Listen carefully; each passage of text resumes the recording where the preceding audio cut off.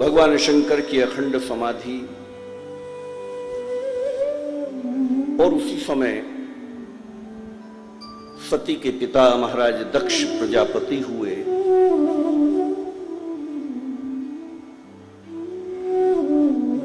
और दक्ष के सम्मान में तीर्थराज प्रयाग में एक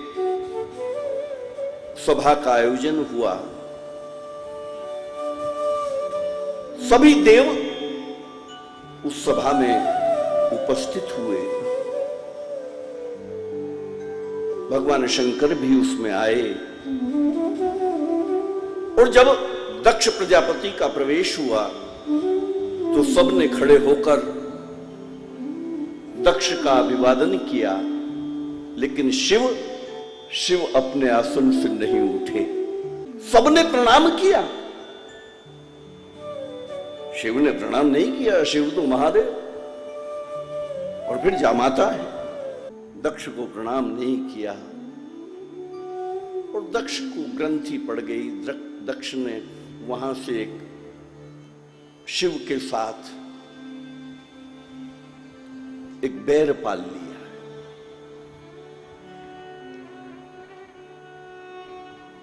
हरिद्वार के पास कनखल में महाराज दक्ष ने एक यज्ञ की रचना की और उस यज्ञ में सभी देवों को बुलाया, लेकिन भगवान शंकर को नहीं बुलाया। और देवों के विमान कैलाश के ऊपर से जाने लगे।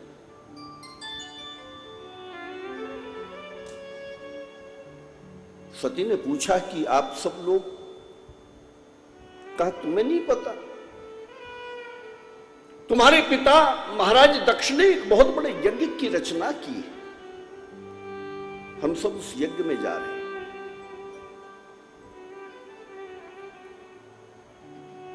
और उसी समय भगवान शंकर की समाधि खुली।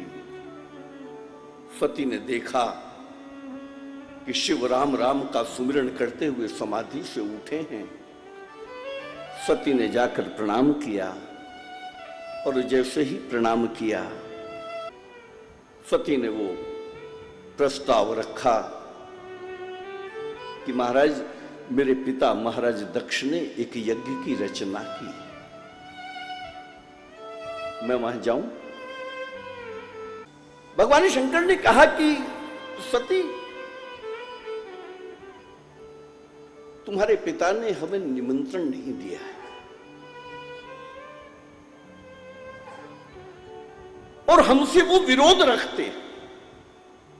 ये ठीक है, पिता के यहां, पति के यहां, मित्र के यहां बिना बुलाए चले जाना चाहिए, लेकिन यदि वहां विरोध हो तो मेरा ऐसा अपना मत है कि वहां नहीं जाना चाहिए।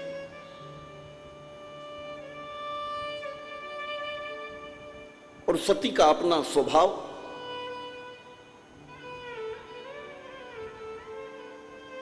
या यूं कहूं कि एक मनोविज्ञान काम कर रहा है, क्योंकि स्त्री के ममत्व के दो केंद्र हैं,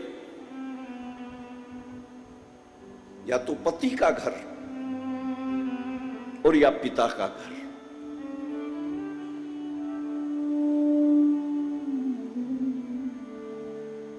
इन दोनों में कुछ थोड़ा सा अंतर है। पिता के घर में उसे प्रेम तो मिलता है, लेकिन अधिकार नहीं मिलता। अधिकार तो पुत्र को मिलता है। और पति के घर में उसे प्रेम भी मिलता है और अधिकार भी मिलता है। भगवान शंकर ने अपना मत कहा और सती का जैसा स्वभाव है कि वो प्रस्ताव, वो जो आज्ञा ले रही थी, वो भाव धीरे धीरे आग्रह में बदल गया कि नहीं, मुझे जाना है।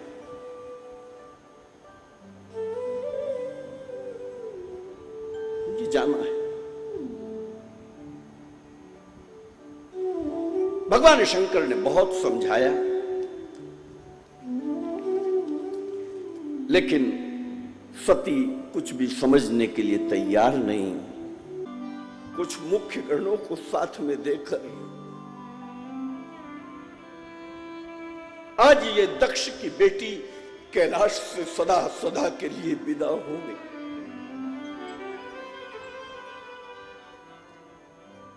देखते रहे शिव जाती हुई सती को।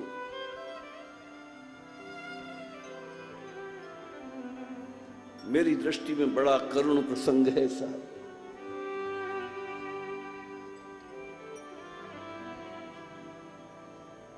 गई हैं दक्ष भूमि में, यज्ञ भूमि में। कथा कहती है कि मां तो ठीक से मिली, लेकिन बहनों ने तो व्यंग किए। तुम्हारे पति सती अभी भी शमशान में रहते हैं या रहने के लिए कोई भवन बना लिया? अभी भी भूत प्रेतों का संग करते हैं वो? कुछ कटाक्ष किए, उस सब को सहन किया सती ने। और फिर उस यज्ञ भूमि में जब प्रवेश किया तो वहां देखती हैं कि सब देवों का भाग है, लेकिन शिव के लिए कोई स्थान नहीं। सती ने पिता से पूछा कि शिव का भाग नहीं है, शिव के लिए आसन नहीं। वहां महाराज दक्ष ने शिव के लिए अपशब्द कहे और शिव बहुत बोले, दक्ष बहुत बोले कि नहीं बुलाया हमने उसे, वो अमंगल वेश वाला है, भूत पिशाचों का संग करने वाला, चिता की भस्म को धारण करने वाला, उस अमंगल वेश वाले नग्न को मैंने नहीं बुलाया। जटिल है वो।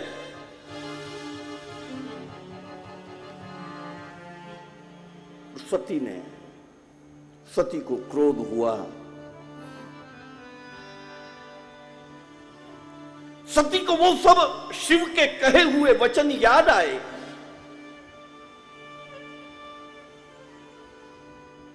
और सती ने उस पूरे समाज को कुछ बातें कही। हे सभा में बैठे हुए देवों, सुनो।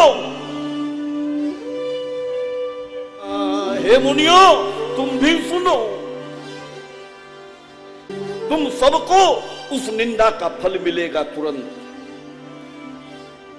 और महाराज दक्ष को कहा, हे पिता, तुम तो बहुत अच्छे से पछताने वाले हो। अब ये बात जो कही गई है, जो सती कह रही है, ये कनखल की धरती पर अंतिम वचन है सती के।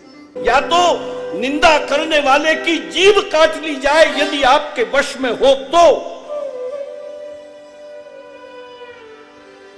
और यदि ऐसा ना हो तो कान बंद करके वहां से उस सभा से उठकर चले जाना चाहिए। और सती ने पिता को बहुत फटकारा और फटकारते हुए कहा कि महाराज दक्ष, तुम्हें कोई संतान नहीं थी,